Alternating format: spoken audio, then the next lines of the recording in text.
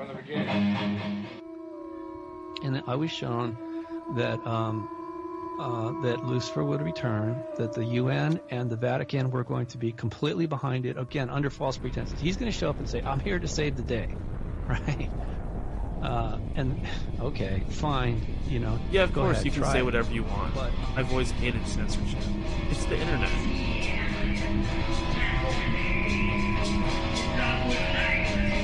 Sometimes, once they get you for your first love bite, well, it depends on how aware you are, right?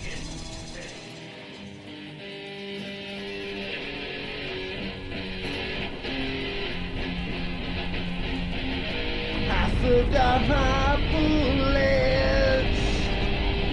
I never had a gun. Here I am left standing. Am I the only one? For what I see, memories have gifted me. I'll never see the sun. First of all, as you know, the Anunnaki and the Draco are enemies. Second of all, underneath Baghdad was a stargate that was created by the Anunnaki so that they could transfer from Jupiter to the Earth.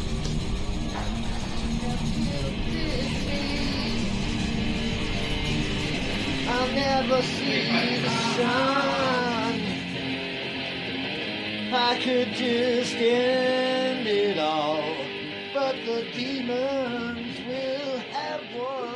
Magical practitioners that, some are good and some use their magic for good and to heal and to help, and others do use it for evil. And, in some cases, people really were.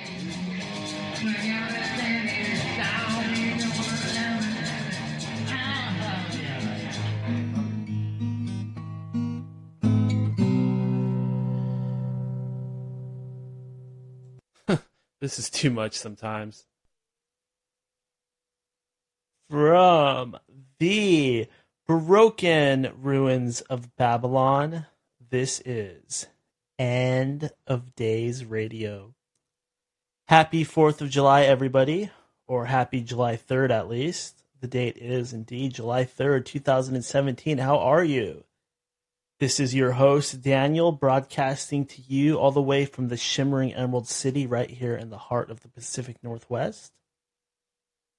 Today's guest is going to be Kivi Neimi from the band Kittenhead. Kittenhead is a Los Angeles-based rock band formed in May 2012 by four friends united in their desire to create high-energy rock and roll. From the first magical moment of working on a couple of obscure covers, it became apparent to all that their diverse musical styles and background came together with a spirit of symbiosis and musicianship. Each member of Kittenhead is an accomplished musician and songwriter with touring and stage experience. All right.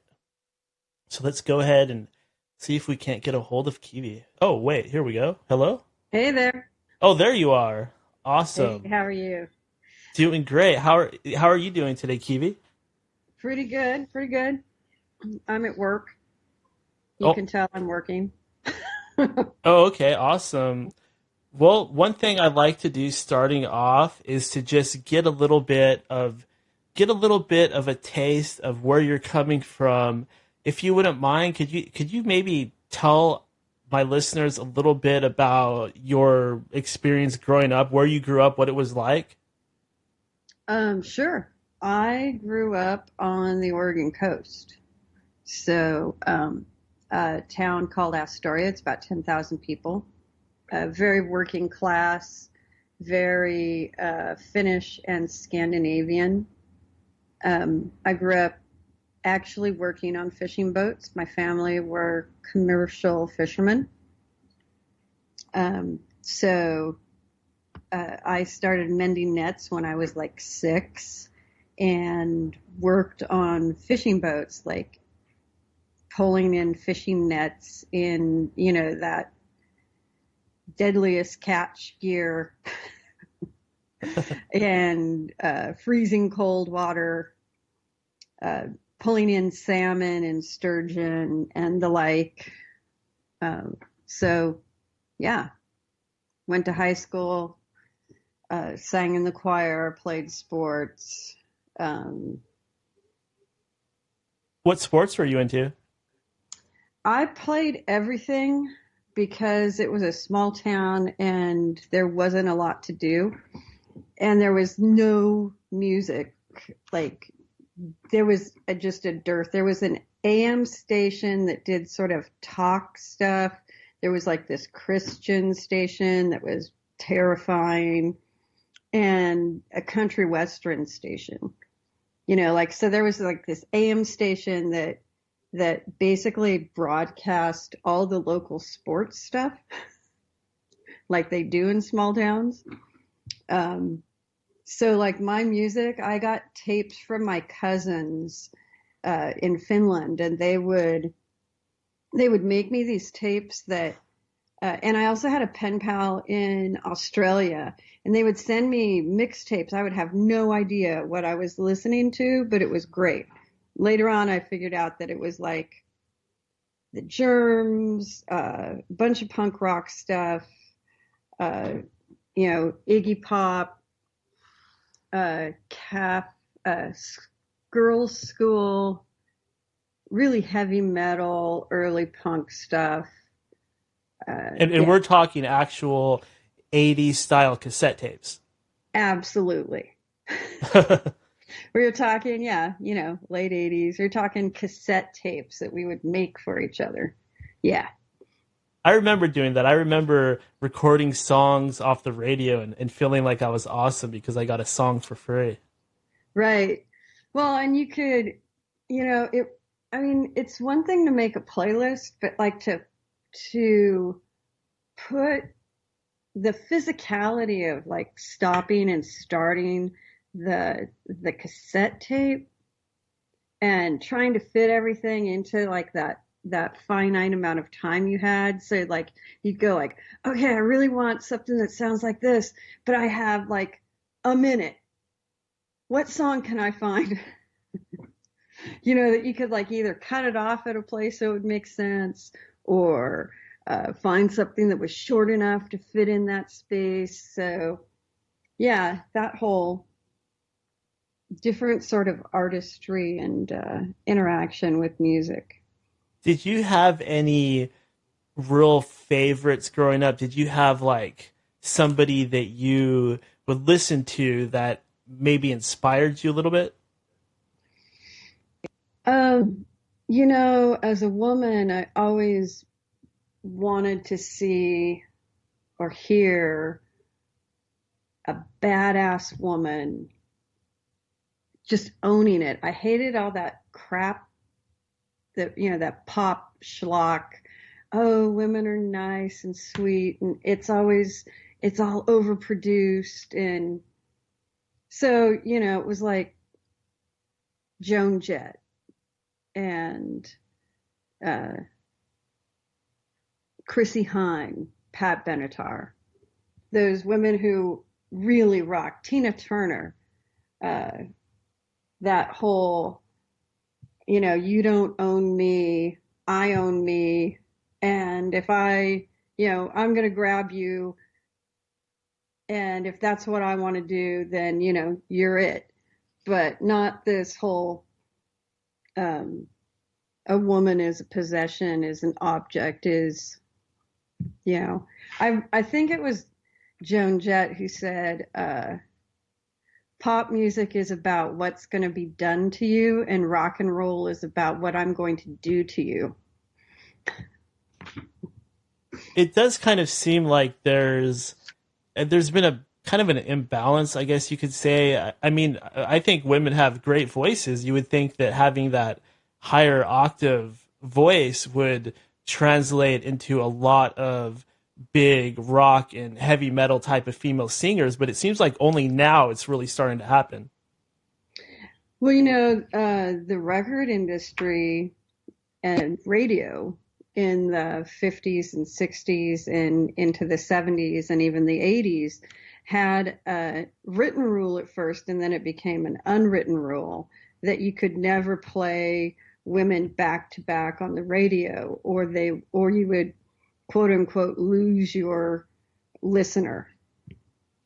So it was actually in the culture of radio not to play women. And having been somebody who is geeky enough to do research about radio play and the history of rock and roll, and those are the sort of, I read a ton, but I love reading biographies about musicians and about the industry. So yeah, there was actually a written rule and then later on an unwritten rule to tap down that whole idea of women owning themselves and playing rock and roll. And you're right. I think that it's now starting to change slowly. Did you ever get any negative reactions from people that did anybody tell you like maybe it wouldn't work out or it might be a bad idea trying to front a band? I think it still happens when we, Kittenhead has 3 women and our dude, Owen. And I think there are times still people will look at us and they think that it's, that we're together for the look and that they don't realize that, my guitar players both can shred with anyone. And it has nothing to do with gender. I can't tell you, like, I can't say this person told me that I couldn't do this. I know that people have told me that, that being a woman would be a harder choice to be in the music industry. And I'm like, I can't change the fact that I'm a woman. I guess in this world, I guess I could. I don't want to change the fact that I'm a woman. And I am very definitely passionate about music. So there's no way that I was going to pay attention to anyone that told me that I couldn't do this. I mean, it's like, both middle fingers up when you tell me that I can't do something that I really want to do. It's kind of my personality.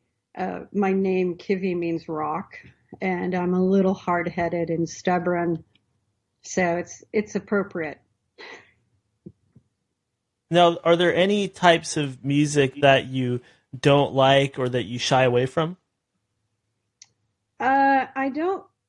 I have very little appreciation for the poppy country stuff.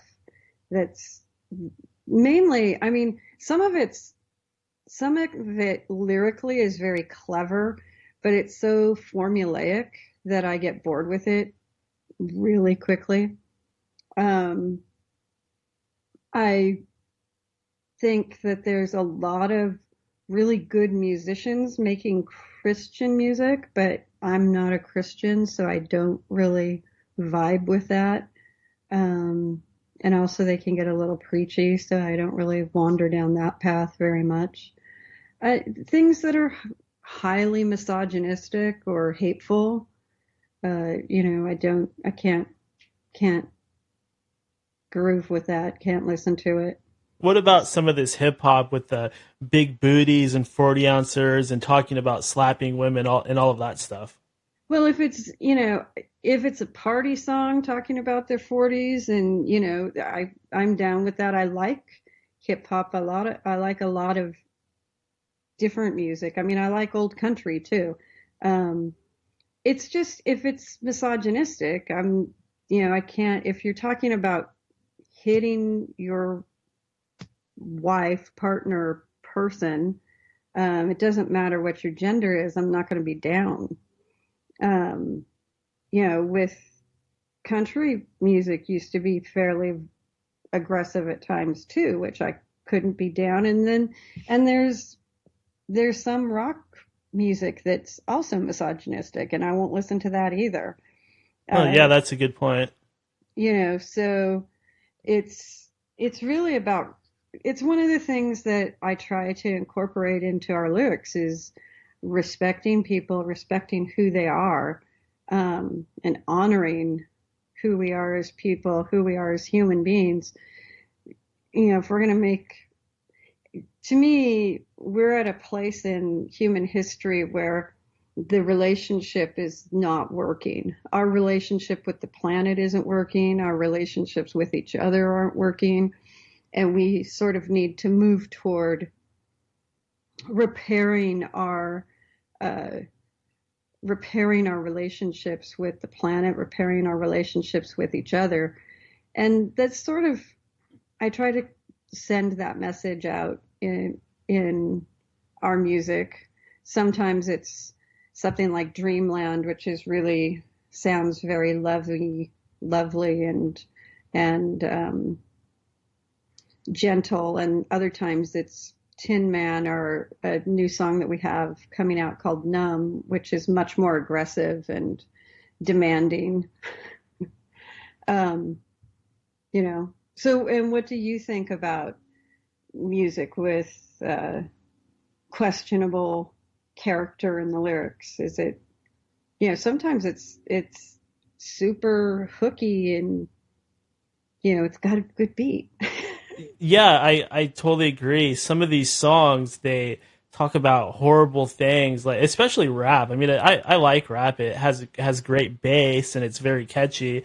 But some of the lyrics, I'll listen to them and it's about selling drugs and doing this and that, and I just don't relate to that at all. I tend to relate better with rock music, metal music that has more of an artistic, poetic flavoring. But I do appreciate hip hop. I do like it a lot. But I do, at the same time, I have to wonder what type of role models are these people being, and what type of message are they putting forth? Is it a good thing for society? I don't really know. Maybe it's not good to take it too seriously. It's hard for me to really take a side on that.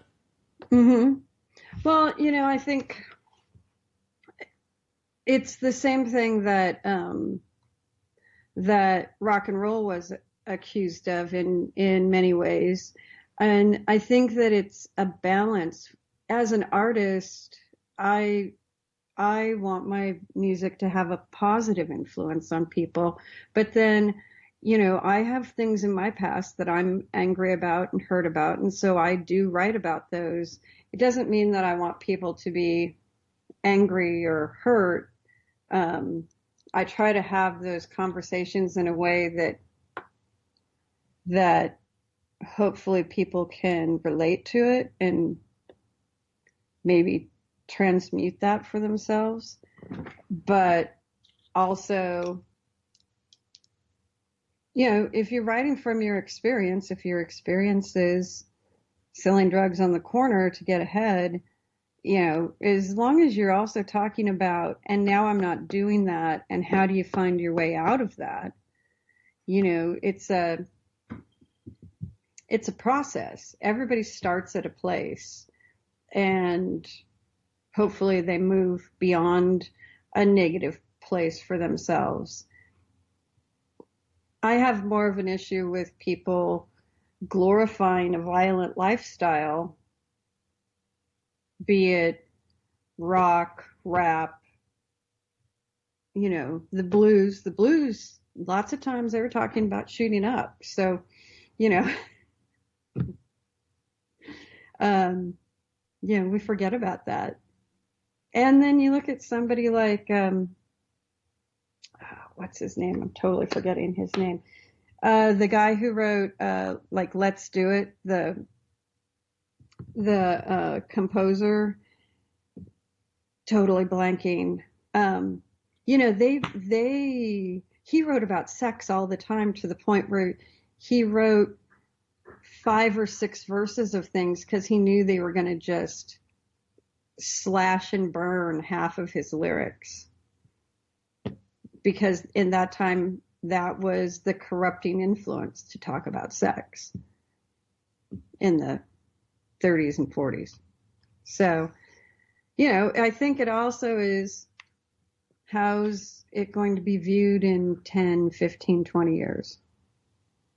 Now, I do want to kind of get into the formation of the band a little bit. How did you and the other members of the band meet each other? Well, I graduated from law school. Whole other story. Was really disenchanted with the whole legal system and decided that I wasn't going to practice law. And I had been in a band in Seattle, and I was in LA. Didn't really have a lot of music contacts in LA. So I put it out to a bunch of friends that I really wanted to start a band. And a friend of a friend said, hey, there's this chick you should meet. Her name's Dee Dee. She's really great guitar player. She's played in a lot of bands, as you probably know, and you guys have this, kind of the same sort of influences. So Dee Dee and I met up, and she knew drummer, and we started playing with the drummer. We had a bass player who didn't really want to play out, so we replaced the bass player.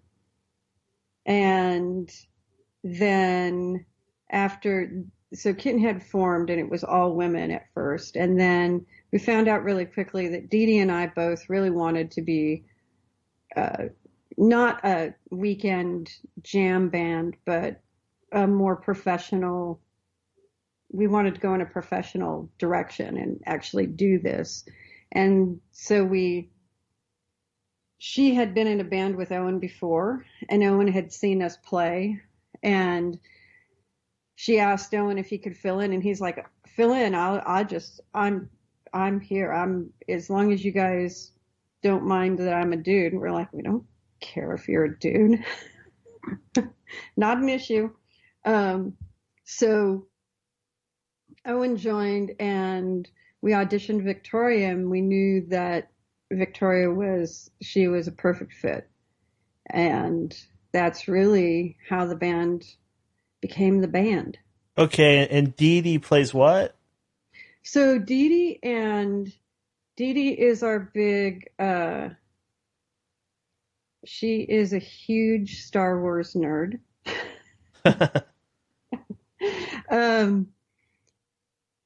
She plays guitar and bass, and Victoria plays guitar and bass. So we have a string section because they switch off. It makes it really complicated for me to write the set list. I can't just write out the set list. I have to go, okay, now who's playing what in this song? So they're sitting there, they're going, I want to play bass. No, I want to play bass. And then they just decide, okay, we can both play it. Right. So that's kind of different. I like that. Yeah. So halfway through our set, they switch. Well, actually, it's like we play 4 songs. They switch instruments. We play depending on how long our set is, they'll play 6 to 10 songs. Then we switch again, and then we'll play another 6 songs after that. So, yeah. It's interesting. It gives us a different texture because people interact with their instruments in different ways. So we have different tonality to songs because Dee Dee wrote this guitar line, or Victoria wrote this guitar line. So I think it makes us more complex in many ways, which I like. Other people say that it doesn't give us a consistent sound, but Kittenhead's first rule is there are no rules. So there you go. Do you guys have a ritual that you do when you get together and you put together this music? I wouldn't say we have a ritual or a way that we do things. Really, we tend to. We'll come in, we'll play a few songs just to get our rhythm together, and then we just feed off of each other. So it's really a great energy. It's one of the nicest things about this group of people is that we put on great shows and we all are performers, but there's not a lot of excessive ego. And so we're all very open to, hey, you know, how about this? Or, hey, what about this? And all of us contribute. You know, we'll work on music together and everybody puts their 2 cents in and we just try things until it works. And it's very rare that we don't agree on things. Of course, personally, none of them really care too much about lyrics, so I'm kind of on my own. So you guys, I take it you guys aren't having huge fights and arguments with huge egos flying around. It's not like a Metallica Dave Mustaine situation, or it's the opposite, it sounds like. Yeah, I don't think we'll have to call in a counselor anytime soon. That's probably a good thing. Maybe you guys will actually be able to last. Yeah. You do know that story, right? They had a marriage counselor come in. No, I didn't. That's insane, though. Yeah, Metallica went to a marriage counselor as a group. And, you know, it's being in a band is like being in another relationship. It's truly, yeah, I always joke that musicians are always poly. They're always polyamorous because they have, whether or not they are sleeping with other members of their band, which we have a no sleeping with other people in the band rule right off the bat. But the thing is that you have an emotional connection to those people, and there's an intimacy that you have to share yourself and create together. So it is, you know, the band is always the mistress. Now, we were talking about Metallica a little bit. Are you a big fan of them? I'm not a huge Metallica fan. I like Metallica. You know, I'm not one of those people who could tell you a ton about their music. But like I said, I read a lot about different musicians. So, and I listen to interviews. That's how I know that they had a marriage counselor come in.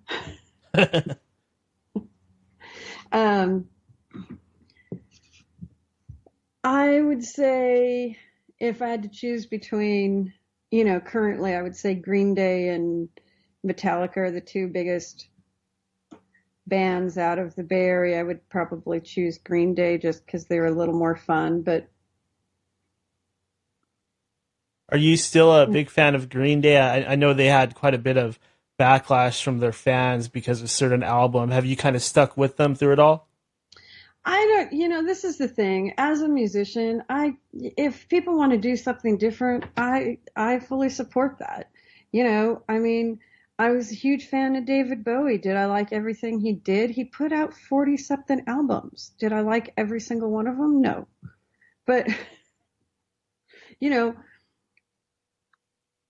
Prince, look at all the music Prince put out in the world. Do I know every Prince song? No. Do I know a lot of them? Yeah.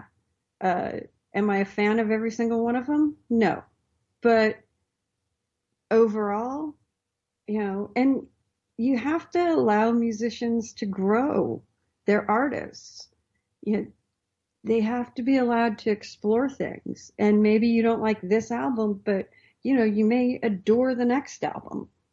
And it's the same thing happened to Metallica when the huge, you know, when they gained that huge popularity and they started putting out more melodic music. Oh, yeah. You know, they had a huge backlash from their fans. And it's like, you got to let people grow. It's not realistic to say that they're going to do the same thing over and over again. I mean, some people do. Look, the Ramones are always the Ramones, are always the Ramones. You got 3 chords. It's going to be played fast. There you go. Yeah, it's interesting because if you go back to like the 60s and 70s, there were all these great rock bands that would put out album after album, and it seemed like they're almost always good. Not that I was alive back then, but I've gone back. But it seems like rock music has declined. I don't know if it's because of MP3s or just because of other music genres and stuff like that. Do you feel like rock music has declined, and do you feel that there's any chance of it becoming big like it was? I personally think that one of the reasons why rock music has declined is more because people don't play instruments anymore. I remember reading a review of Mumford and Sons, and in the first paragraph it said, and they all play their own instruments. And I was like, they're in a band. Aren't they supposed to be playing instruments? Like, that's something new and different and catchy that they play their, like, this is a selling point? Yeah, it's kind of odd. You still there? Oh. Looks like I may have lost Kiwi. I might have to... Let's see if she comes back on her own. Looks like my call quality is good. Hello, Kiwi. Let's just try calling her back. We can always edit that out of the podcast version.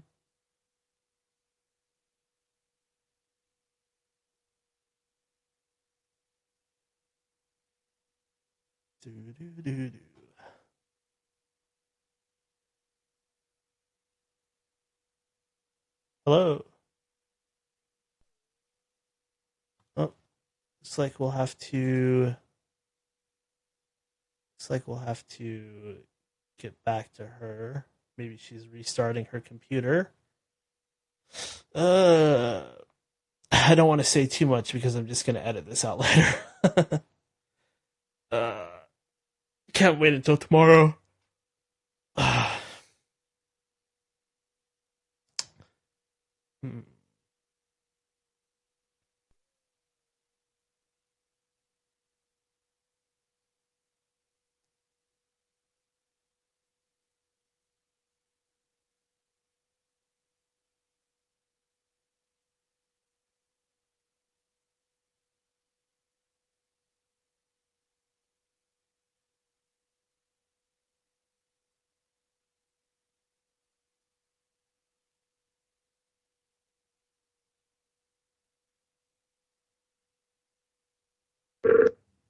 Hey. Hey, sorry about that. The connection just dropped out of nowhere. Yeah, it might be my office, but can't. Anyway, what was I talking about? Oh, bands playing their own instruments.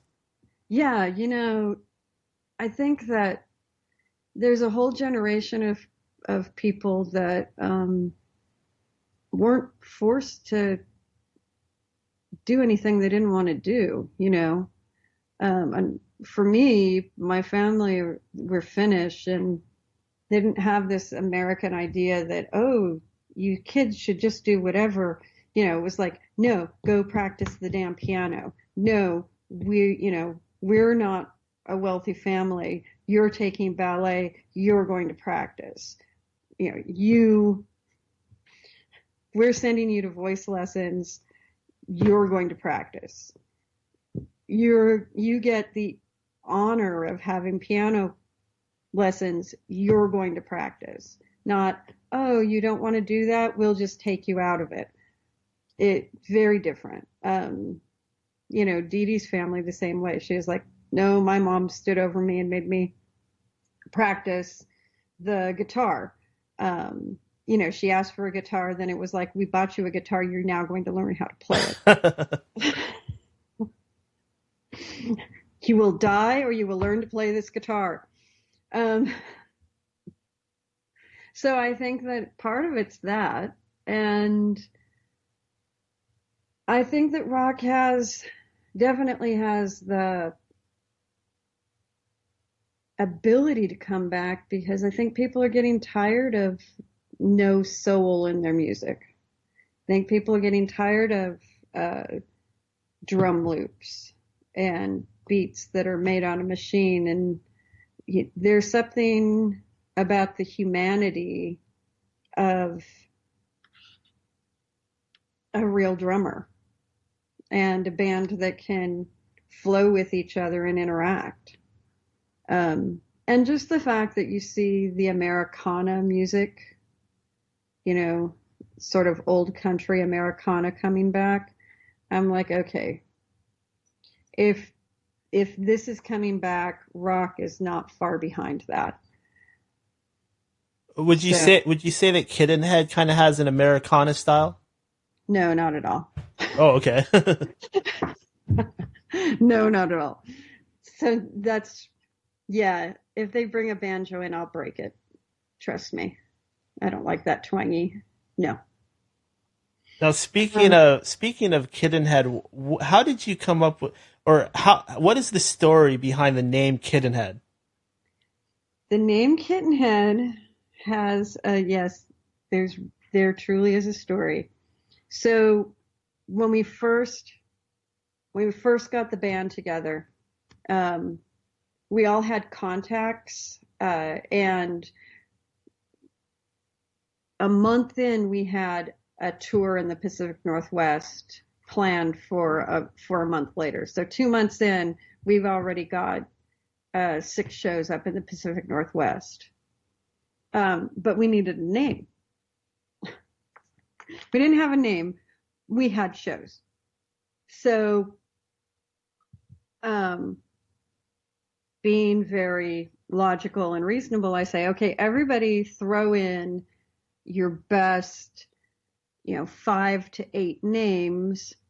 I'll go through, I'll look them up, and then I'll bring back the ones that aren't being used to you guys, and we'll make a decision. We'll just vote on it.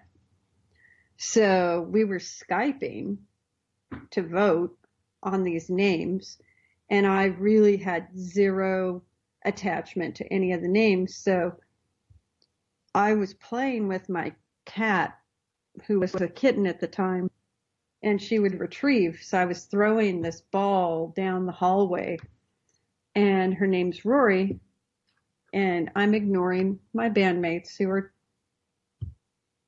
talking amongst themselves. And I go, Rory Boy Kittenhead, you're such a good girl. And they're like, Kittenhead, that's a great name. And I was like, you can't name the band after my cat. We're a democracy, and they outvoted me. So we are called Kittenhead after my cat. It's kind of a good name, because you can actually use the cat head logo. I think that's kind of clever marketing. Why, thank you. It took me probably 2 weeks to figure out that, this is going to have some really good marketing potential around it. So, it took me about 2 weeks to go, okay, yeah, you guys are right. It's kind of like the little Playboy bunny or something like that, where you just recognize it. Right, exactly. And we had, a friend of ours in Reno designed the Kittenhead logo that you see on the front of the CD. And that's the logo we've been going with. Nick is a rock star. He's fabulous. And he has a business. I don't know the name of his business, or I would plug him. But yeah, and we can update it and It's catchy. It's a great logo. Okay, Train, just stop. It happened completely by accident. Really. So Now, let's say that you and the band had a chance to go on a show like America's Got Talent. Would you be willing to do something like that if it meant getting a lot of exposure? we will play a show pretty much anytime, anywhere. We would do that. We would go on America's Got Talent. I don't have a problem with that. I mean, the record industry is in shambles. There's not a lot of ways to get broad-based support these days. I'm not adverse to television. I think that we as artists need to be really creative in how we pursue things if we want to make a living at our art. And say no if there isn't a ideological reason to refuse an opportunity. I think that stepping into each opportunity is the best way to go about it. There's the famous character actress, Holland Taylor, in an interview said, she's now in her 70s, and somebody said, "My God, you've made all these great career choices. How did you do it?" And she said, "My big secret is I always said yes." Oh, that's good advice. Say yes. When opportunity comes to you, say yes. Is there like maybe a little hardcore group of fans that follow the band around? We do have some hardcore fans that follow the band around, and I wasn't really aware of it, but about, I guess, 2 months ago, we were down in Southern California playing some shows, and Owen actually got hurt, and we had to cancel a show. And a friend's drummer was going to play just one song for us so that we could just make an appearance. And there were people there. They wouldn't let us off the stage, first of all. I'm like, this poor drummer doesn't know. He has no idea. He's just playing a straight beat, and we're making stuff up over the top of it. But we had fans there with this one guy had Kittenhead rings on all 10 fingers. That's hardcore. Yeah, I was like, oh my God, that's so hardcore. That's great. And yeah, people all decked out, and the show had literally been canceled. Like, in all our social media, we had said it was canceled, but they had heard that we were going to be there for one song, and they came out for one song. And I was like, oh my God, you're badass. You guys are seriously badass. And then we've had people drive from Colorado to Reno to see us. They got shirts. Like, you're going to drive that far, I'm going to give you swag.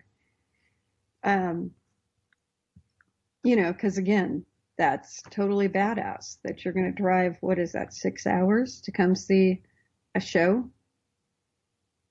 It is kind of the nice thing about the way things are now with, the social media and all of that. Sometimes you could put something on social media and you end up having a fan over in Africa or something like that. Yeah, exactly. Like, we're being played in Germany, and I guess we're getting a pretty good following in Germany. Who knew? Berlin, here we come. And one of your songs, Derby Girl, actually ended up being a theme for, is it a roller derby team or a league or something like that? There are several roller derby teams that use that song for their skate out music. So when their bouts start, they use that as their skate out music. And I wrote that for a dear friend of mine who's like a sister to me, who is a derby girl. So that's how Derby Girl came about. Yep. And yeah, I think the Santa Cruz League uses it for their like theme for their league. But yeah, it's available. We've made it available for the derbies to download it.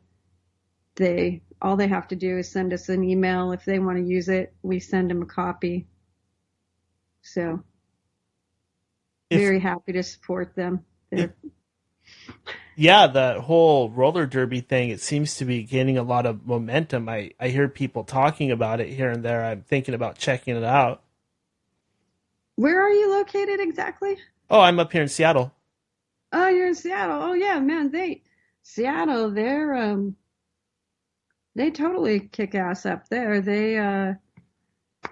The Rat City sells out Key Arena. Oh wow, that's impressive.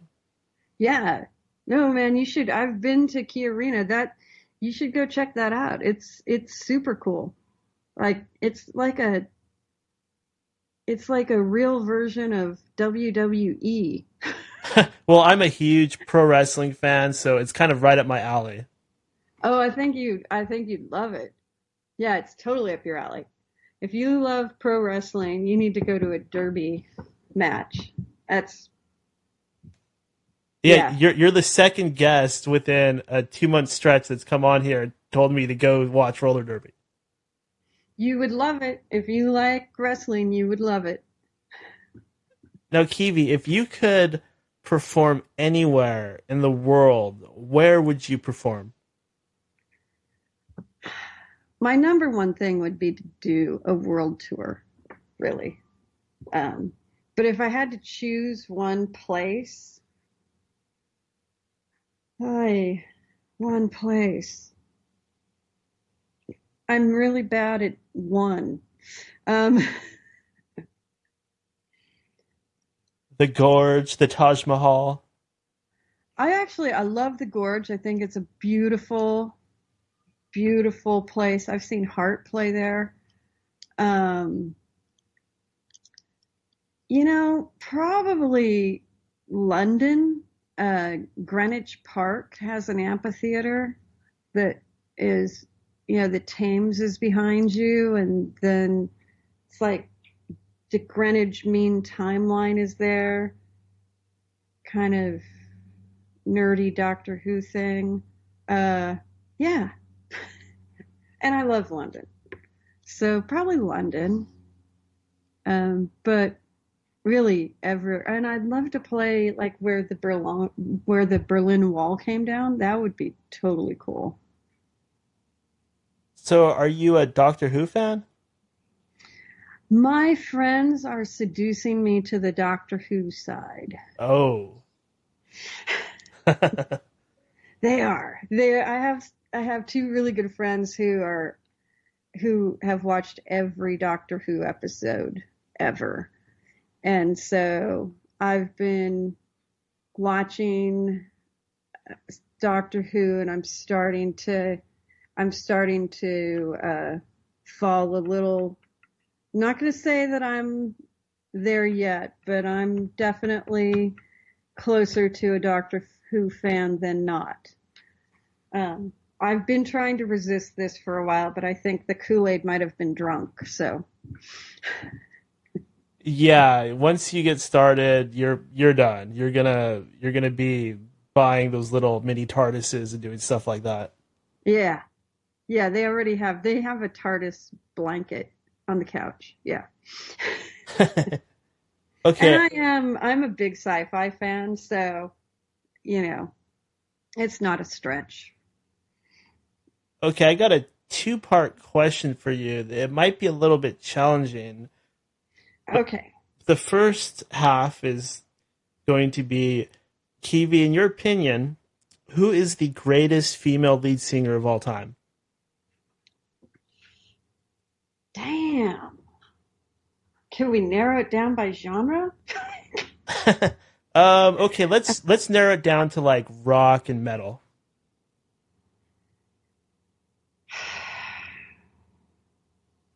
I think I'm going to have to go with Ann Wilson. Ann Wilson? Okay. Yeah. I mean, Pat, it's probably, damn. I mean, Janis Joplin just had, that bluesy thing. I think that Anne had the strongest influence on me in many ways, though. Just, growing up in the Pacific Northwest, my cousins played played Heart all the time. Pat, I love Pat, though. But I'm going to have to go with Anne. Okay. And the second half of the question, I'm sure you could guess it already. Who, in your opinion, is the greatest male singer of all time? Oh, Robert Plant. Robert Plant, good choice. Mm-hmm. Yeah. For pure rock, I mean, if you want, I would say like the purest musician for me would be Prince, just because Prince.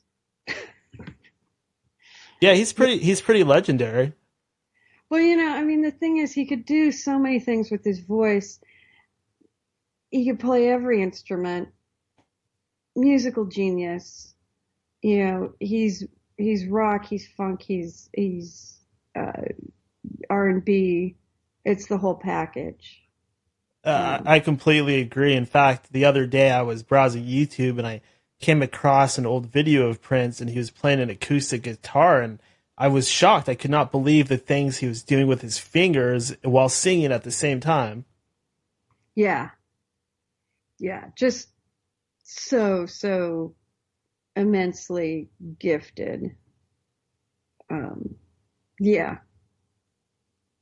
It's, that's one of, I have to say that, when David Bowie died, it was hard. It was really hard because just such an innovative person around music, around gender, around presentation, just kind of leading that whole like glam rock revolution.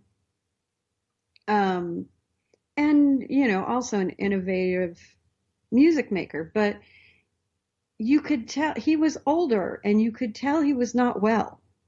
Like I had seen pictures of him around the holidays, and I was like, oh, he's not well. So I wasn't shocked when he passed. Prince, I had seen him 6 weeks earlier at a pop-up show here in Oakland at the Paramount, and it was him and a piano and a microphone, and the man was touched by God.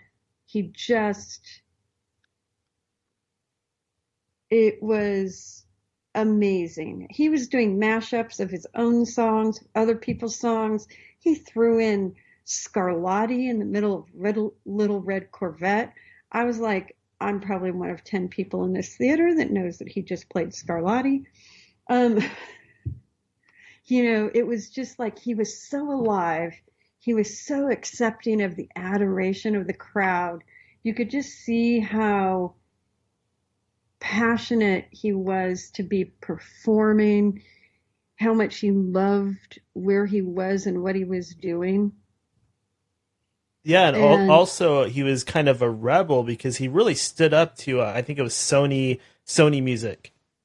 Yeah, that's the whole when he wrote Slave on his face. I'm like, okay, wow, you are a badass and you're going to take on corporate America and you're going to win.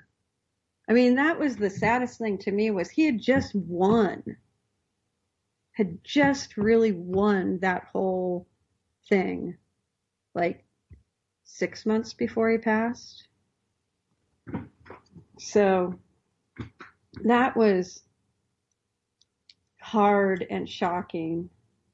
And Chris Cornell, I still don't think I'm over Chris Cornell. And you know what? He's in that male vocal of all time. I would say Chris Cornell is right there. The pain, and he just howled the human condition when he sang. How about, since you're from the Pacific Northwest, what are your thoughts on Kurt Cobain? Kurt Cobain, my thoughts how? On his suicide or on his legacy, on his music? Yeah, how about your thoughts on his music? And I'd also like to hear your opinion on the suicide, whether or not you feel that Courtney Love could have been involved. His music, well, you know, having read about Kurt, he was really out there, and his music, you know, Chris and Dave actually did a lot of the sculpting to make the songs more traditional, and he brought more of the wild creativity. I think that he is one of those artists that, you know, caught lightning in a bottle. I mean, just his words, his experience, his expression were exactly what society, what the youth of that time, the angst of that time was searching for. He spoke to an entire generation and didn't really know it and didn't really want the fame. I don't think, actually, no, he didn't really want the amount of fame that he got. And he wanted the creativity, he wanted to play music, but you know, that whole other part that you don't really realize that goes along with it. I feel like he wasn't ready for that at all. I know that he was in a lot of actual physical pain, which is part of his addiction. Besides the emotional and spiritual pain. You know, I don't know about Courtney. I think that the way that they did the intervention was fucked up, and just in that alone, there's some complicity in, you know, his suicide. The fact that he could just walk out of, well, he jumped a wall, and that nobody came after him, nobody looked for him, nobody went to the house for him. That seems questionable and very odd to me. And, you know, the other part of it is that suicide is something that once you get to that point of contemplating it, you need some serious intervention for it on a mental health level to not go there. You know, and that is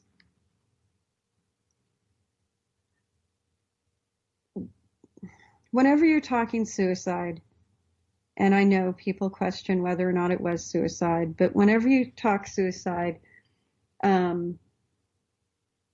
if somebody's really has that planned and has it executed to that point, it's going to be hard to pull them back. You know, it's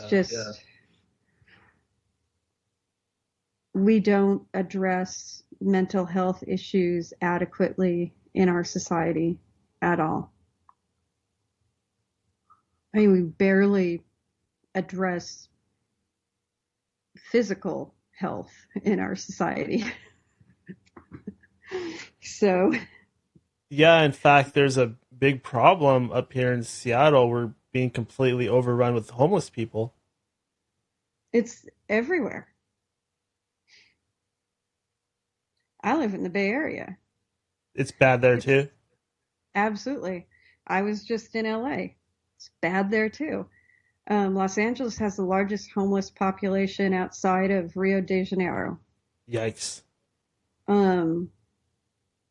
And, you know, when are we going to start actually being a society? Which means when you're a society, it's like being a family. You have to take care of everyone in the society.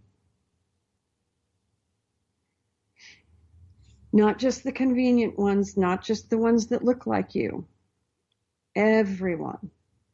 That's how a society is a society. How do you feel about our current president, Donald Trump? I had to ask, I'm sorry. It's fine. I did not vote for him. What do I think of him? Honestly, I think he's a narcissistic asshat who really was completely ill-prepared for this position and did it mainly out of spite and for the attention. I don't really think he thought he would win. Then it became an ego thing, and I actually think that he did actively engage the Russians to assist with the election, because it doesn't occur to someone who has that much privilege that they have to play by the rules. I think that he is dangerous primarily because he doesn't understand things fully. I don't think he's as stupid as people say he is, but this is it's not an easy job. It's a very complicated situation. And unless you've been involved in politics and know all of the complexities of global interdependence, you don't know the job. And running a corporation where you just tell people to do stuff and walk away is very different from being the president of the United States. It just is. And you're supposed to be leading the free world. That's a whole other huge responsibility that I don't think he's adequately equipped for, nor does he seem to want to have people in his circle who can give him salient information on any of these issues, or give him good advice even. He seems to only want to surround himself by yes people. So, that is also problematic, because you can have somebody who doesn't necessarily know all of the nuts and bolts, but has people who do that they rely on, but he doesn't seem to want to do that part either. So, I don't know. I don't know how we're going to get through 4 years of this, but with the Republicans unwilling to look at removing him, and frankly, with Pence, who is just evil behind him, it's like we've decided to go down scale 5 rapids with inner tube. Okay, Kiwi. In all the time that Kittenhead has been together, so far, what has been the absolute craziest story that has happened to the band? Craziest? I'm sure each one of us has the craziest story. Well, one of the craziest stories. This is the level of commitment that Kittenhead has to our shows. We play this benefit in Reno, usually twice a year, and it's called Marianarchy. It's a fundraiser for a local artist who's fallen on hard times. Sometimes it's an illness or a death in the family, or anyway, the community comes together. And Dee Dee's partner happens to live in Reno, which is how we started this, started being included in this event. And we've done it now for, I think, 4 years, 3 years, 4 years. Anyway, last year, they have one in May, and then they have one at the beginning of December. We're driving to Marianarchy, and it starts snowing, which, had chains in the car. We were in a whiteout blizzard. I don't even know how we actually made it over the mountain, frankly. And we show up, and they're like, "You're here? Really?" And Owen is like, "I'm never driving." Oh, poor Owen grew up in Southern California. He's like, "I'm never driving in snow again, ever." Which I understand. But, I mean, it's just the insanity of Kittenhead that it wouldn't even occur to us that we are now driving in whiteout conditions and maybe we should stop. It's like, no, we have a show to get to. Let's go. Let's do it. That's probably one of the crazier things we've done. I mean,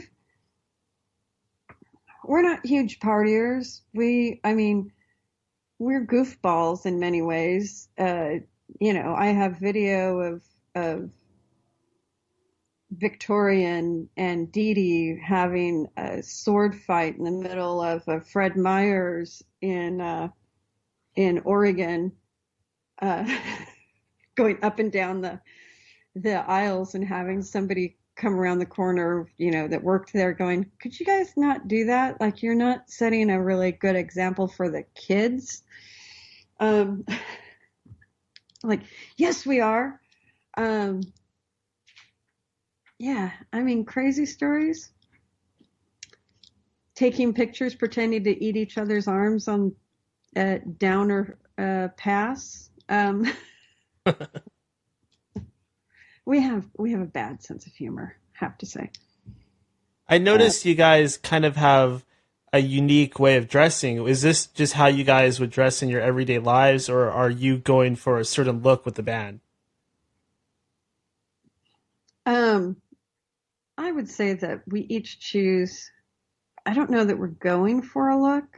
I think that's what each of us feels comfortable with.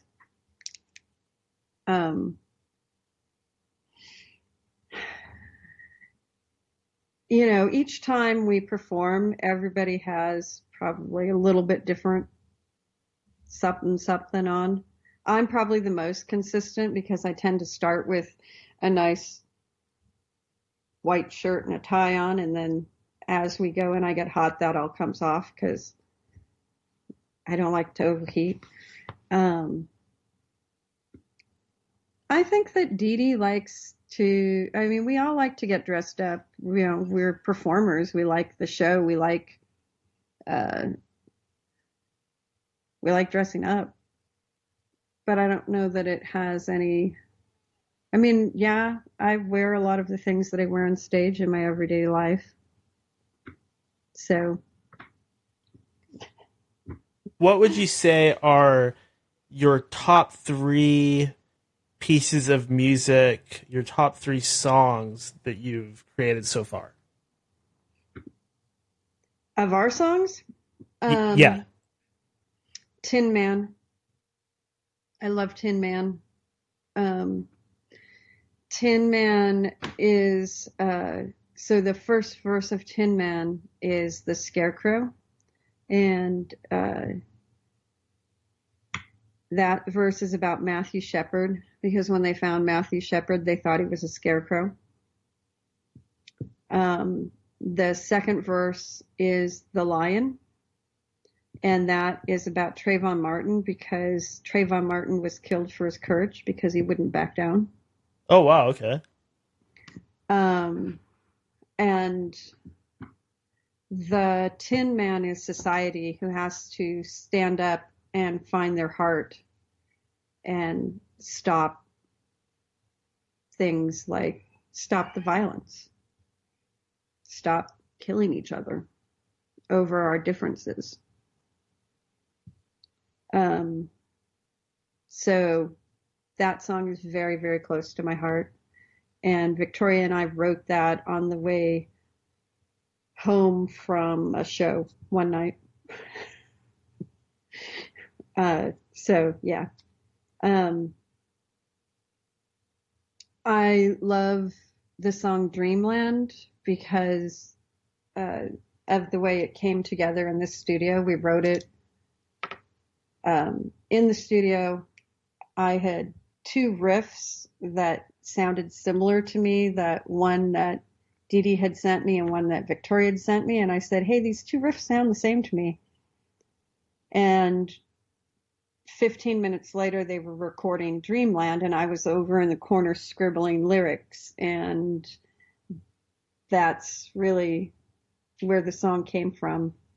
And it's a song about how really the hatred in the world comes from the fact that we don't see each other and that we don't communicate with each other, that we don't recognize that we all are the same.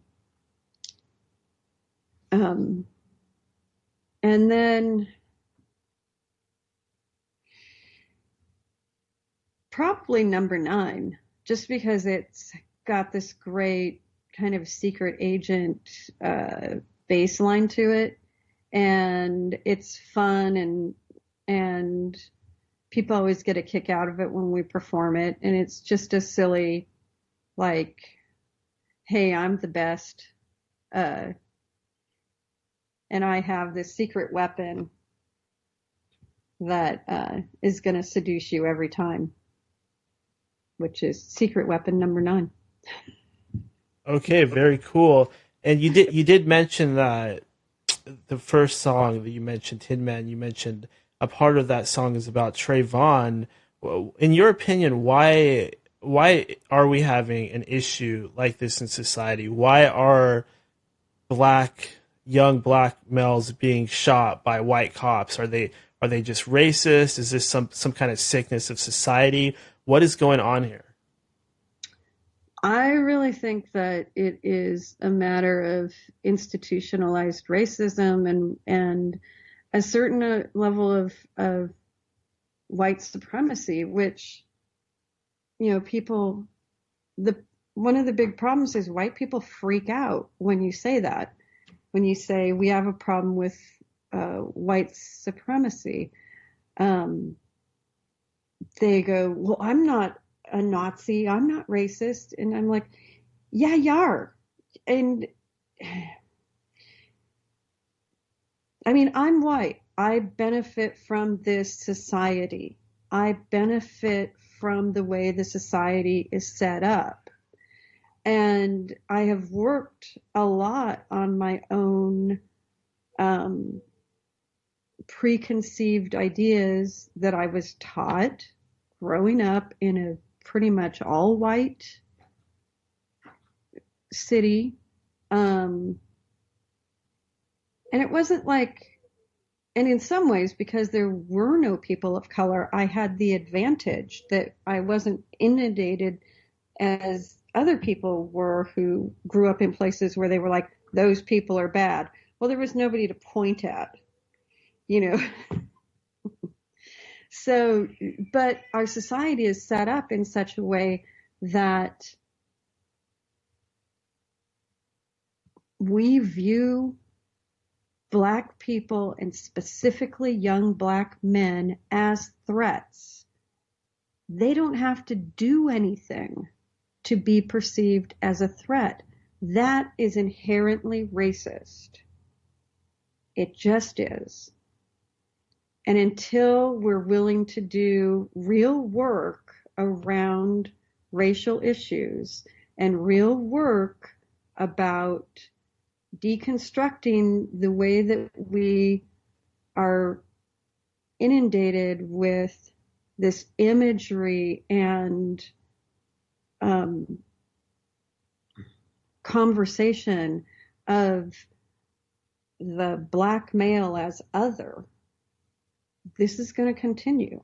And we as white people have to own our thing. We can't put it on people of color to do all the heavy lifting. They don't have the privilege that we do. We have to own our privilege. We have to step forward and say, these things need to change. We actually want a society where people are equal.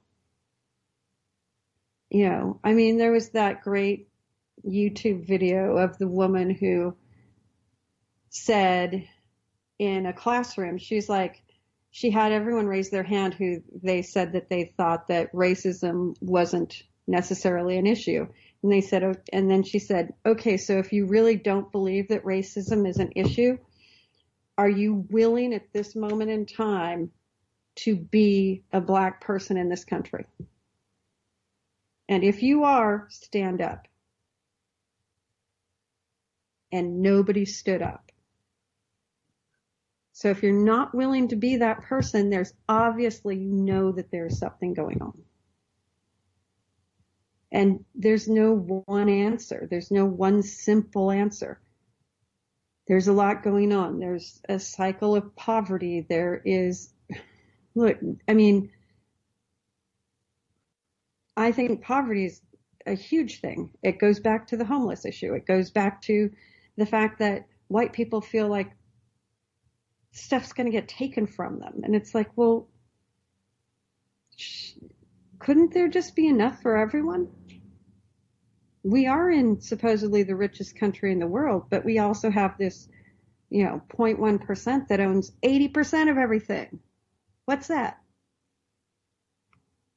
None of it is simple, but if we are willing to look at some of these very hard issues, we can make some progress. What do you think about some of these conspiracies out there that there is a hidden 1% of 1% of elite super rich individuals that control the entire world? Well, I mean,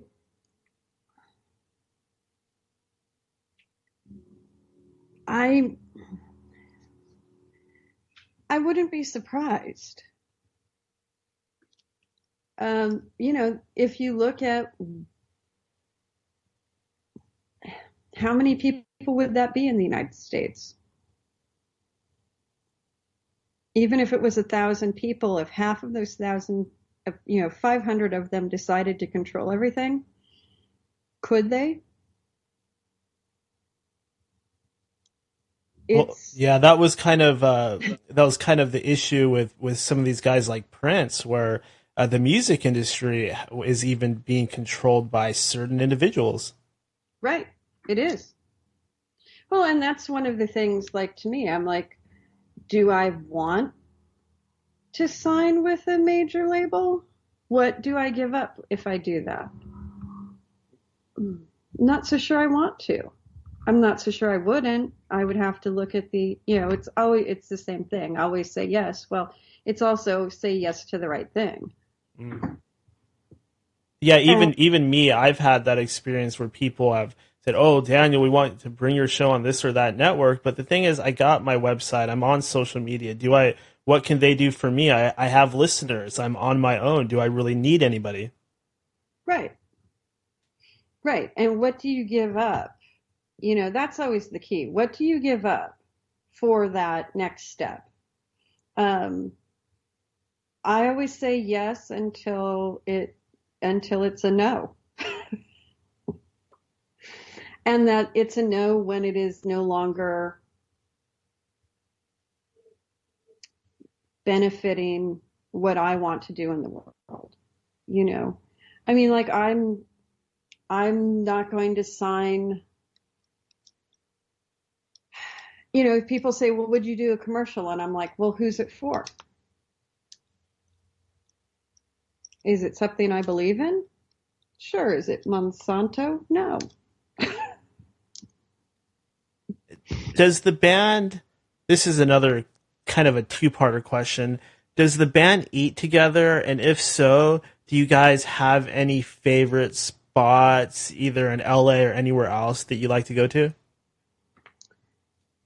Well, we usually don't have a huge choice of where to go to. When we eat together, frequently it's after a show, and therefore it's 2 a.m, and it's whatever's open that isn't Denny's. Okay, good choice. Hopefully, what we do try to do is if there's a local thing open that, you know, like a mom and pop place, that's where we'll go. You know, we end up in LA, if we're in LA proper, we end up at either Table 24 or Cantor's because that's what's open. In the Bay Area, it's usually one of the, you know, a Chinese restaurant that's open. Awesome. That's the thing. It's open. We do go to the Red Hat, which is a pastrami place in the OC when we rehearse at Owens. Yeah, not necessarily healthy fare, but there you go. Is that where you guys usually rehearse? Do you go to Owens? Yeah, we've been rehearsing at Owens. We rent studio space up in the Bay Area when we rehearse in the Bay. So yeah, Owens, he has a garage. We're literally garage band. How do you guys get all your equipment around? Do you have a truck or a van or something like that? Owen has a station wagon. I know that's so super sexy. He is the drummer, you know, it's all the drums go in there. And I have a diesel Jetta, and I have all the swag, and then either Victoria's cab, and then, or, you know, like we combine between our vehicles to get the gear around. When we go on tour, we'll have a van. You know, I think we decided that the next tour we might actually even get a trailer to pull around because the van was a little tight last time. But we get on well, so it's fine. All right, Kiwi, let's say that a young person out there, wants to get involved in music. They want to sing. They want to be a singer. What advice would you give all those young, aspiring singers out there? What can they do to improve their singing capability and break into singing? Really, train, practice, listen to artists that you like. Don't copy them, but emulate them. Take what you like from them, but, you know, I always say be your own person. Don't try to be Janis Joplin. Don't try to be Amy Winehouse. create your own sound, but go get the training. It's very, very important to sing from your diaphragm, to get the proper diction, to get the proper use of your throat, to learn how to warm your throat up. Because the thing about a voice specifically is that it's a muscle, and like any other muscle, if you don't use it right, you can damage it. So the thing to me is that people always think that they should, that it should be some magical thing that will happen and that they don't have to work at it. It actually is work. It's being a singer is much like being an athlete. You have to be in shape. You have to keep your vocal cords in shape. You have to work at it. And so if you're not willing to put the work in, then I would recommend a different profession.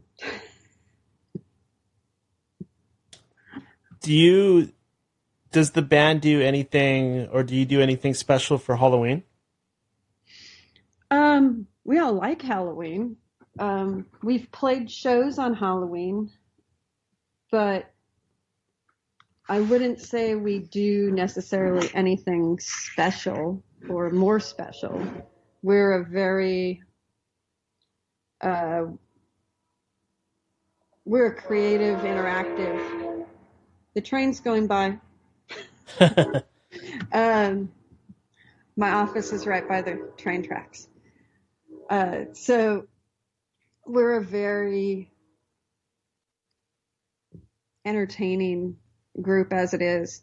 I don't know that we do anything. I have thought about writing a song about Halloween. We do have Zombie, but that's not really about Halloween. Just happens to be zombie.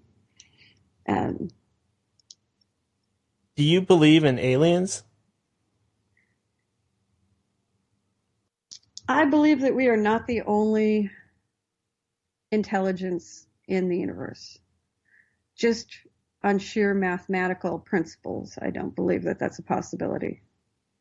With as many billions of stars as there are out there, I think that we can't be the only intelligent life form. And, to think that we were is, to me, all ego. Have you read any David Brin? Do you know David Brin? The name sounds familiar, but I don't recall. He wrote the Uplift series. It's a science fiction series. He's really great because his aliens are not all bipeds. But he points out in his series that Earth is a backwater. I mean, like, the Earth is like some tiny village in the Ukraine. Where it is on the outer part of the Milky Way is just like, I mean, it would be like a small town on your way to Walla Walla if you're talking about Washington. Like, nowhere. So the fact that they haven't come to visit us is just like, we're not even really on the map. How about an afterlife? Do you believe in life after death? Do I believe in life after death? I believe more in reincarnation, or even the idea that that we as humans are made up, or we as the sentient being are made up of different combined elements, and that we go back into a pool and those elements get recombined in different formulas, or that we come back. I don't believe that it's all over when we die. Energy is energy is energy. Have you ever had any sort of paranormal experience in your life? Like maybe a ghost or seeing a UFO or anything like that? I feel things all the time. I mean, I don't think that we're necessarily alone on this realm. I believe that there are ghosts. I believe that there are spirits that aren't necessarily that we can't see. And yeah, I grew up in a town with a bunch of old houses, and everyone knew that there were areas where there were ghosts. And then, so in Astoria, the middle school has this forest behind it, and when you ran around the track, the back side of the track was by this forest, and there's all these screaming kids. It's middle school. You always got the feeling, and it wasn't just me, because I asked people, I'm like, does that just give you the creeps over there, or is it just me? And the place where you're walking and you're like, creepy. Like, I'm hoping it's an owl or something like that watching me, but the malicious intent that I am feeling from it, most likely not an owl. Yeah, that area had that, like, You could feel almost like a presence. oh, it was definitely a presence, and not a friendly one. Well, I was always like, is this like a troll or something? I mean, growing up with this Scandinavian influence, I was like, is there like a troll out here? And they put the middle school by it, and the trolls like can't even eat these damn kids because they're too freaking quick, or they're smart enough not to come close enough for me to snatch them. But yeah, really totally creepy place. Never. And we ran through the woods all around there, never in that area. No one would go in there. Just Now, living in California, and I ask because I always hear my friends that live down there, they always say that this happens. Do you ever run into any celebrities just walking around or going to the store? Well, I live in Oakland now, but I lived in Los Angeles for quite a while. And yeah, you see people. And you see people that you're like, do I know that person? Do I need to go say hi? Or are they famous? Like, am I going to be an asshole because I didn't go say hi to that person that I met at the party? Or is that just somebody famous? And that's why I think I remember them.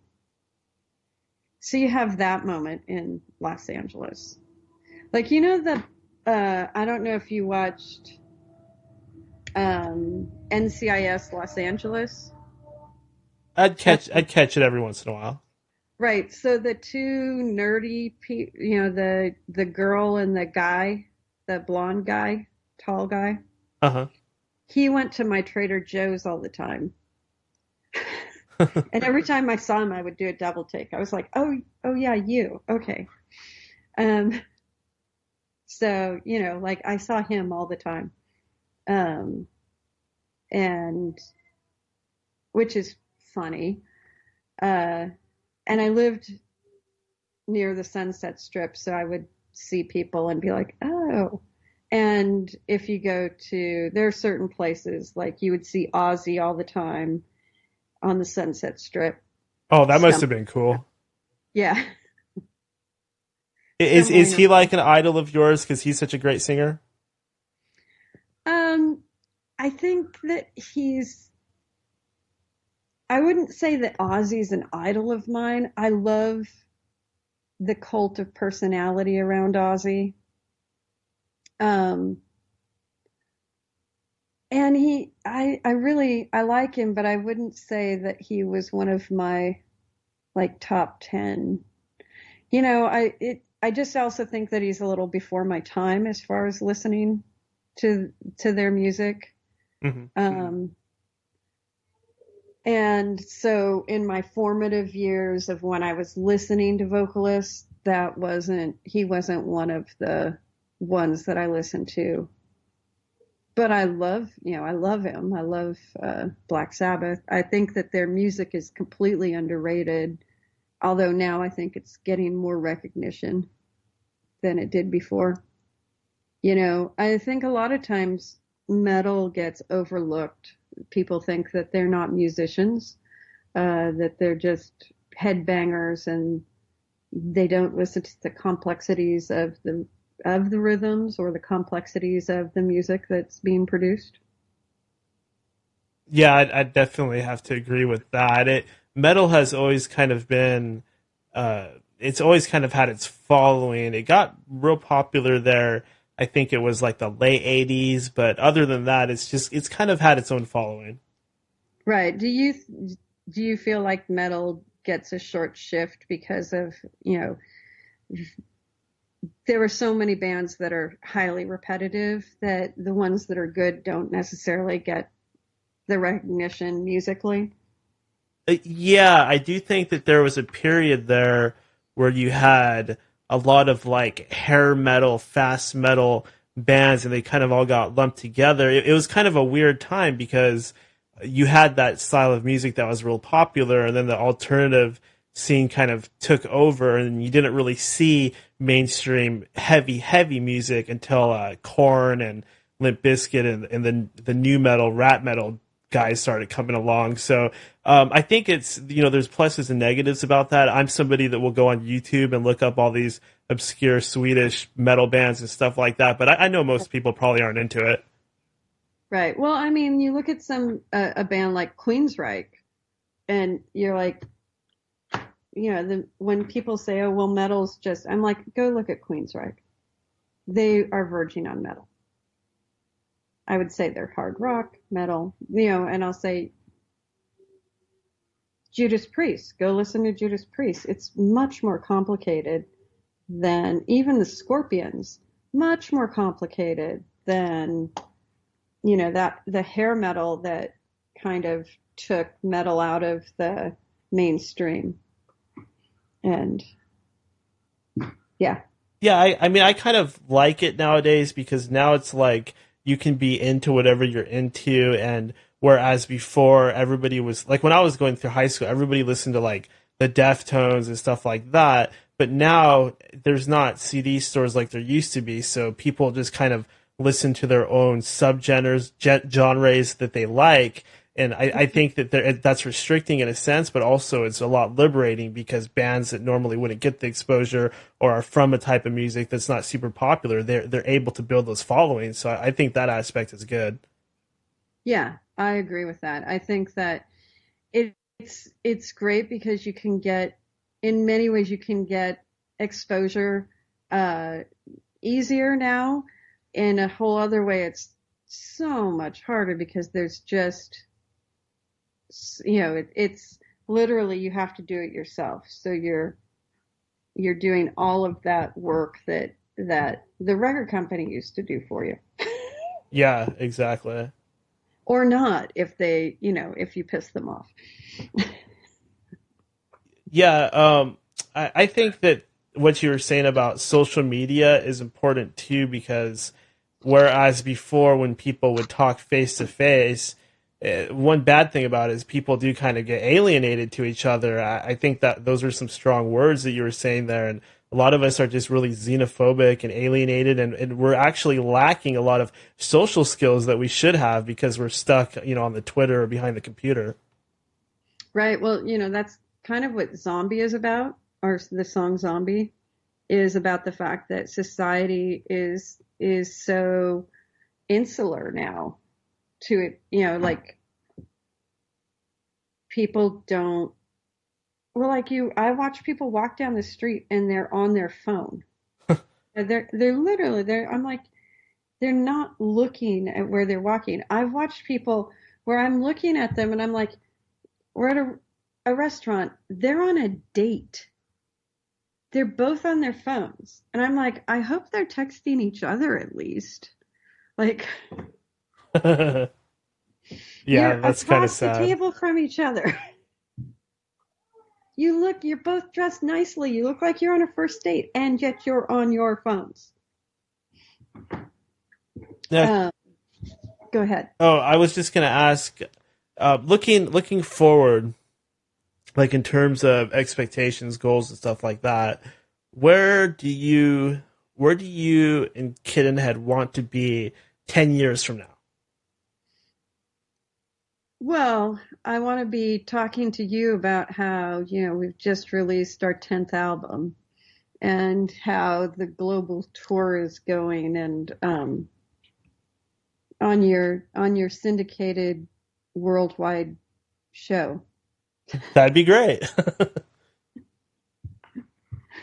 Yeah, I mean, that's really what we want to do. I want to be performing across the planet, or maybe several planets, playing our music and making videos, having a great time, hopefully sending a message that is positive and promotes social change. It seems like you kind of like being one of those bands that has a strong message towards society. I think that it's a responsibility. Mm-hmm. I mean, that's the message that I got growing up, was that voting is not a right, it's a responsibility. I feel if I have a platform, I'm not a shrinking violet by any stretch of the imagination. If I have a platform, I'm going to say what I think. We're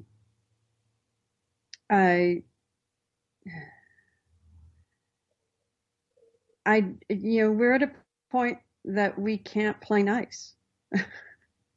It's not about being quiet anymore. Quiet is how the Nazis took over Germany. People were too polite to say something. I'm not going to be too polite. I'm going to say things that may not be popular with certain people, but that's what I think. And, the reality is, I believe every human being has the right to be here, and they have the right to free speech, to express their religious views, to have health care, to have water, to have air to breathe. That human beings have certain rights just by their existence.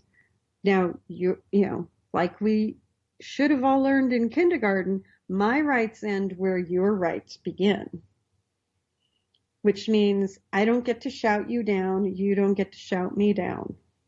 That's one of the problems I see with the right wing, is that they think that they have the right to shout everybody down and tell people how to live. This band is about standing up and saying, hey, look at this band. Do you see us? Do you see who we are? If we can have a great time making music, being as diverse as we are, y'all can do it too. Society as a whole can get along. If we can do this and be this vulnerable with each other, society can do it as well. So take a page out of Kittenhead's book and start talking to each other. And unfortunately, we are getting to the end of our interview here, but I wanted to go ahead, Kiwi. I wanted to go ahead and just let you go ahead and get on the soapbox one more time if you'd like, and just say whatever you'd like to say to all the people out there. And if you want to follow that up by going ahead and plugging whatever you would like to plug, feel free to do that right now. Well, hey, this is Kivi from Kittenhead. I want every single one of you to stand up for what you believe in, go out there, march in the streets, take your country back. Listen to each other. Listen to each other politely. Give each other time to speak. But know that each of us have the right to our ideas, our ideals, whether or not you believe in what the other person thinks, feels, believes. And if you like the message that you've heard, go to iTunes, find Kittenhead, download our stuff, go to Zazzle, buy a shirt or 5. Support us to get back in the studio so that we can record more of this fun rock and roll music. And come check out a show.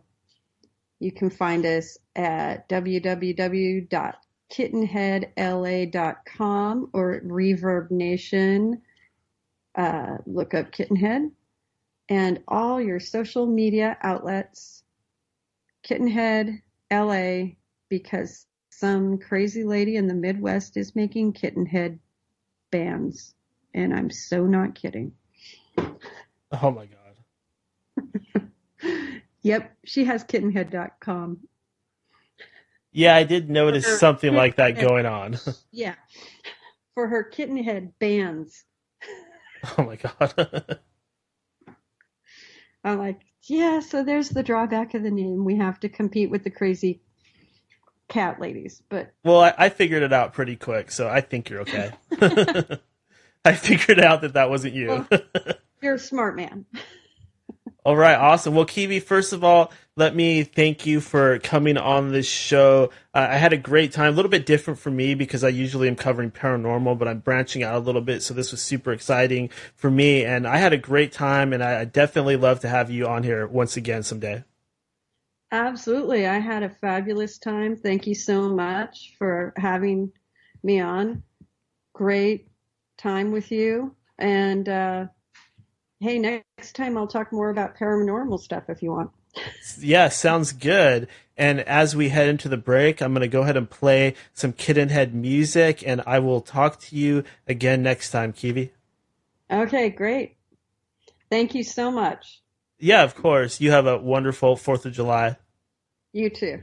Bye. Bye. And there you have it. That was Kiwi from Kittenhead, lead vocalist of Kittenhead. That was very interesting because I'm usually interviewing people about paranormal, and as much as I love paranormal, everything about it, it was kind of refreshing and cool to be able to interview somebody about music. I definitely see myself wanting to do this again, wanting to be able to talk about bands like Nirvana and being able to ask people about the process. That's really exciting for me. Don't worry, we're not going to branch off too much. The show's not going to change. The format's not going to change. This is still a paranormal show, but I think that it's good to mix it up a little bit here and there. All right, as we head into the break, I'm going to, of course, be playing some Kittenhead. Let's do it.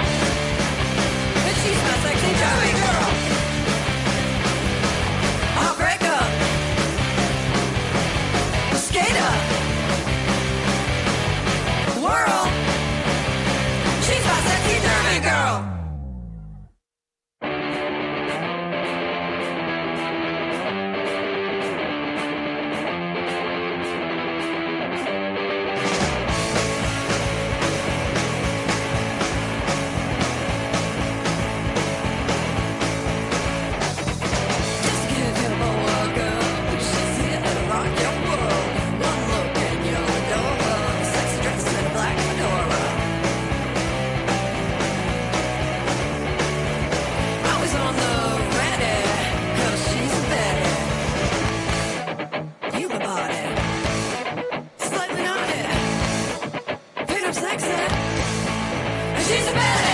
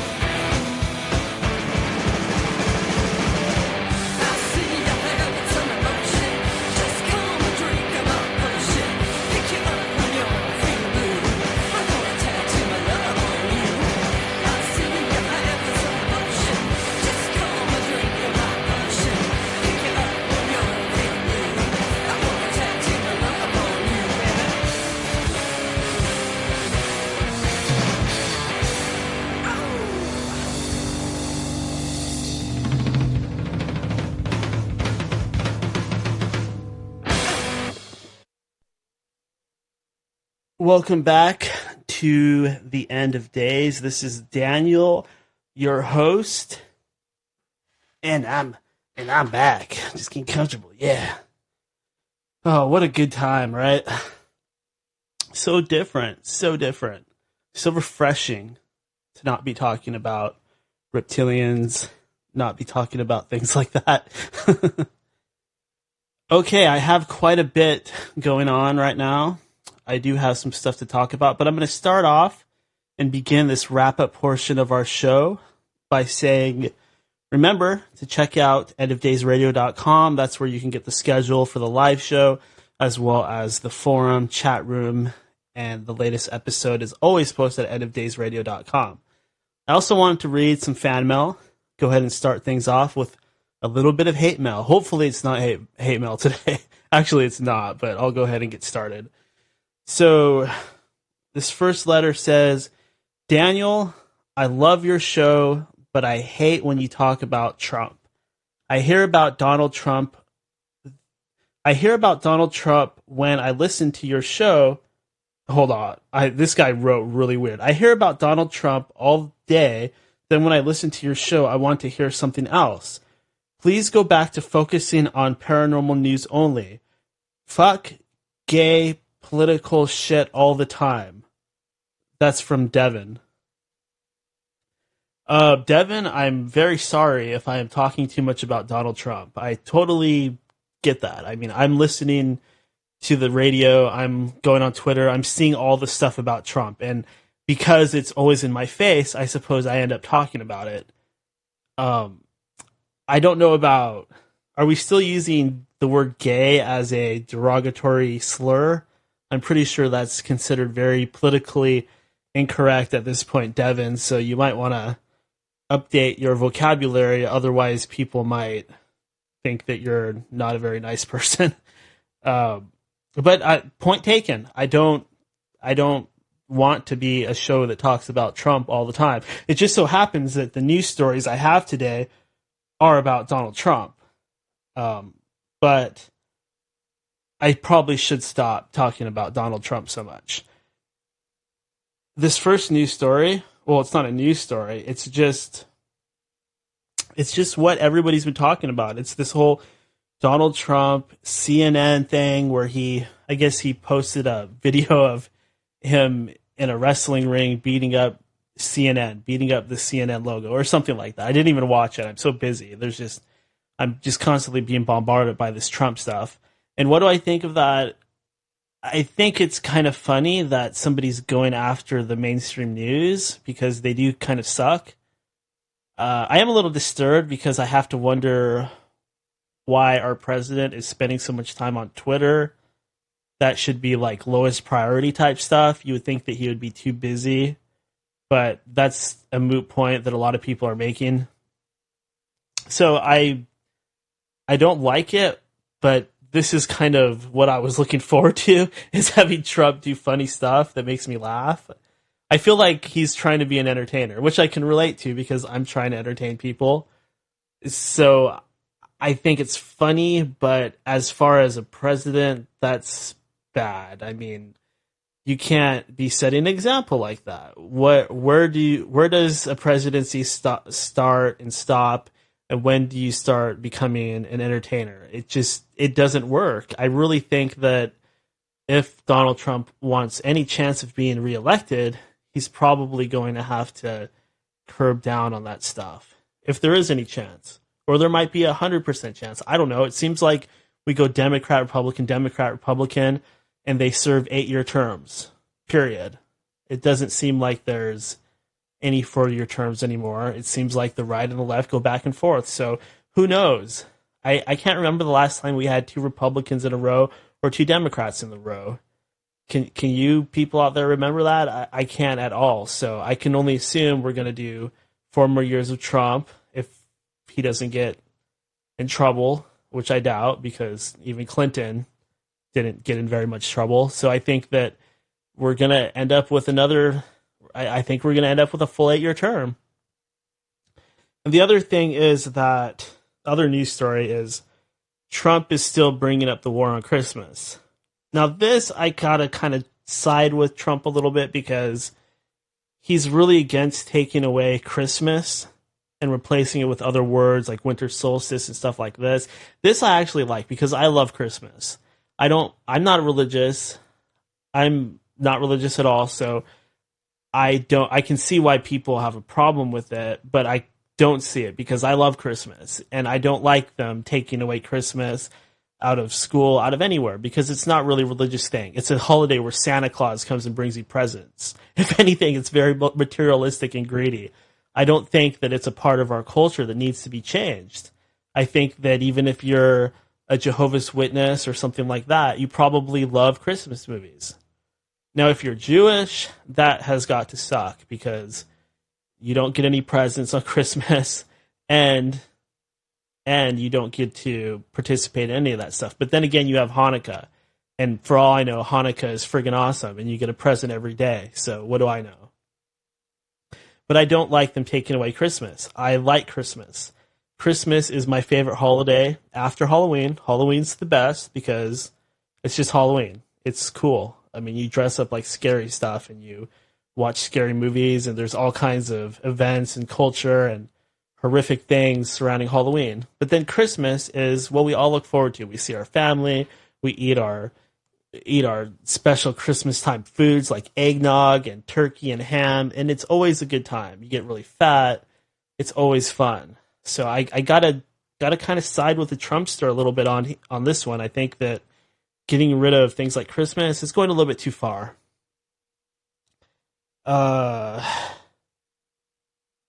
I do have a new project I'm starting.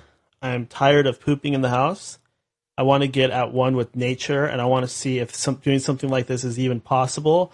So I'm calling it Project Shit in the Woods, where basically every time I have to take a dump, instead of being inside with the toilet paper and sitting on a nice toilet and all that, I'm going to try to just squat out in the woods and take a dump. I'm going to see how it goes. Am I able to clean myself properly? Am I able to keep the fecal matter at a reasonable distance away from the house so that I don't smell it? Am I able to avoid attracting large animals like bears or Sasquatch? Am I able to clean properly? Am I going to be very itchy? Am I going to smell bad? These are all very relevant questions that should be taken into account if we are to enter into some kind of end time scenario. So I'm going to, from this day forward, I'm going to start Project Shit in the Woods. Anytime I got to go, instead of going for the bathroom, I'm going to turn around, walk out the door, and find myself a nice hidden little area. And hopefully there will be some large leaves nearby, and maybe some dew, or maybe a little puddle or a stream that I could get some water from to kind of clean myself a little better. One thing I want to recommend out there for you guys is to check out, a lot of you guys are already going to know what this is, but there's a guy on YouTube called the Nostalgia Critic, and I just started to get into his videos, and they are so funny. Like all those crappy movies that you can think of. He's kind of like the angry video game nerd, but his thing is all about movies. And he did one on Alien Resurrection that got me laughing. I actually like that movie. He did one on Stephen King's It that I just watched that was equally hilarious. He did one on Suicide Squad where I just could not stop laughing. His humor is kind of different. He uses every opportunity for a joke. So initially you might watch it for a few minutes and be like, oh, this guy's trying to be funny. He's so ridiculous. But just keep watching because the odds are going to catch up with you and eventually you'll start rolling and cracking up. So give it a chance. Check out the Nostalgia Critic. And I do want to say something about America because it is the 4th of July. I am a red-blooded American and very proud. I know I talk all the time about this or that conspiracy or this or that group that's in control, whatever. And yes, that is how I feel. That is what I believe. However, I am an American first and foremost. I support our Constitution. I believe in what our forefathers believed in when they started this country.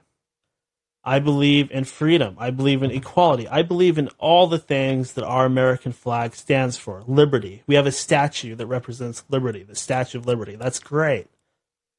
I love Independence Day because we're celebrating our independence. Now, how much independence we actually truly have, I suppose that's up for debate. But I absolutely love the 4th of July. Even though a lot of people blow their hands off, blow their heads off, a lot of people die, I totally love 4th of July. And I love my country. We have problems. There's a lot of racism in this country. There's a big gap between the rich and the poor. There's a lot of homeless. There's issues with education. It just goes on and on.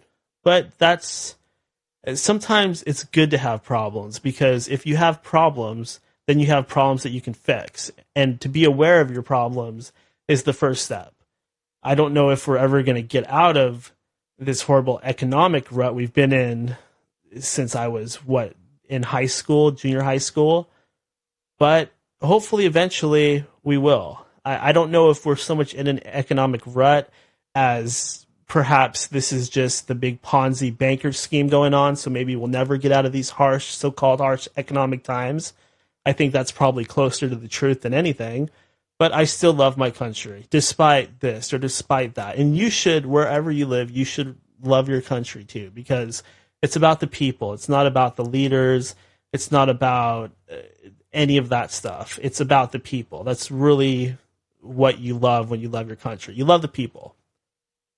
Just want to talk a little bit about America, because tomorrow is the great 4th of July. People are already lighting off their fireworks. I was at Walmart the other day, and there was a fire going on, and all the fire trucks were coming, and all I could think of was, oh my God, really, people? It's not even the 4th yet. You've already lit all of this tall grass over here on fire, and now you almost ruined my trip to Walmart. I happen to be leaving, but that's scary. There hasn't been a lot of rain the past few days, and I could see some death happening, some fire and some death. Okay, another thing I want to talk about, escapism. So a lot of people are of this idea that people that are into paranormal, that are into weird stuff like this, ghosts, goblins, UFOs, telepathy, you name it, that the reason why we're into this is because we're losers, because we don't have lives, because we can't find wives or husbands, because we live in the basement. The list goes on and on. And basically, we hate our lives so much that we're trying to find somebody to blame. So we get into conspiracies and invisible aliens and stuff like that. So I'm going to start off, don't be offended, but I'm going to start off by saying, yes, there is a little bit of truth there. A lot of us that are into this stuff are the people that did not fit in, that weren't the jocks, that weren't the popular kids. We're the people that aren't sitting there worrying about things like popularity and clothing and stuff like that, right? But really, I feel that that's a good thing, because somehow naturally, a lot of us have been given this motivation to look into things that are weird, that are fringe, that are bizarre, and that's a good thing, because if we didn't have that motivation, we wouldn't even explore those things at all. Like, what about Star Trek? A lot of nerds are into Star Trek, but if there wasn't a whole population of nerds out there and Trekkies, there wouldn't be a hardcore fan base to support Star Trek, which benefits everybody, because just about everybody likes Star Trek. I mean, they might not dress up like Geordie LaForge and go to a convention, but they still like Star Trek. So I think that if you didn't fit in and you have always felt isolated and alone your whole life and have not been interested in anything, and somehow that has caused you to look for an escape and look for some way out of the matrix or way out of your life, and you discovered the world of the paranormal, the world of the occult, that's an awesome thing, and you should pat yourself on the back, and you should be proud of yourself, because you took a negative and you turned it into a positive. Yeah, I'm angry. I'm going to beat my chest. Okay. Not going to go super long today, but I do have one more fan letter. I was saving this for last. This one says, "Hi, your show is amazing and you are the cutest." This letter comes from Amy M. That's Amy M. She seems to think that I am the cutest. Well, Amy M., what do I say to that? Thank you. That's awesome. I'm glad that you think that. That is a very healthy opinion. I'm glad that you like the show. I'm glad that you find me to be an attractive person. I believe that I am. So thank you for that. Thank you, Amy M. I hope that maybe we could get together sometime and share a bagel. Who knows? We'll see what happens. Anything's possible. But until then, I've got to go. If you like End of Days Radio, go to endofdaysradio.com. Subscribe on iTunes, Stitcher, Google Play, YouTube. Follow me on Twitter. That's at Ninja Shoes. Search EODR on your TuneIn Radio app to hear the live show. Add Ninja Shoes 777 on Skype. Call in at 209-348-9810. Like me on Facebook at The Real End of Days Radio. If you want to donate to the show, help keep the servers up and lights on, go to endofdaysradio.com and click that donate button. Also, on July 8th, we'll be talking to Wolfman Mike from the Monster Castle Paranormal podcast. That's at 8:30. On July 7th, or actually before that, sorry about that. On July 7th, we're going to be talking to Graham and Darren from the Grimerica podcast. That's at 8:30 p.m. Then we got Linda Godfrey on July 11th at 6 p.m. Pacific Standard Time. What else is there? That's everything. Everybody, thank you so much for joining me here on the program. And until next time, this is The End of Days, and I'm Daniel, signing out. From the beginning. And I was shown that that Lucifer would return, that the UN and the Vatican were going to be completely behind it, again, under false pretenses. He's going to show up and say, I'm here to save the day, right? And, okay, fine, you know. Yeah, of course, ahead, you can say whatever you want. But I've always hated censorship. It's the internet.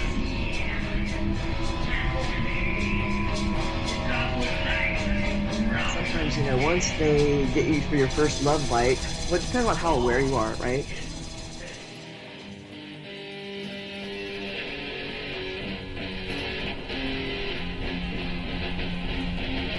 I forgot my bullets. I never had a gun. Here I am left standing. Am I the only one? For what I see, memories have guilted me. I'll never see the sun.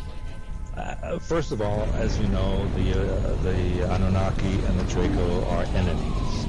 Second of all, underneath Baghdad was a stargate that was created by the Anunnaki so that they could transfer from the Jupiter to the Earth.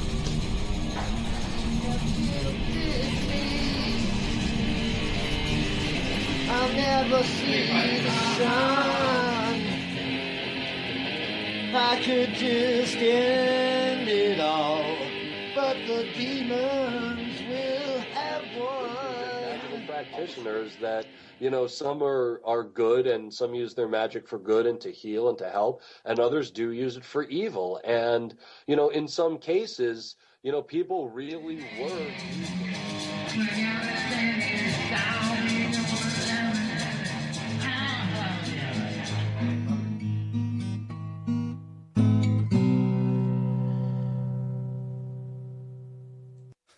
This is too much sometimes.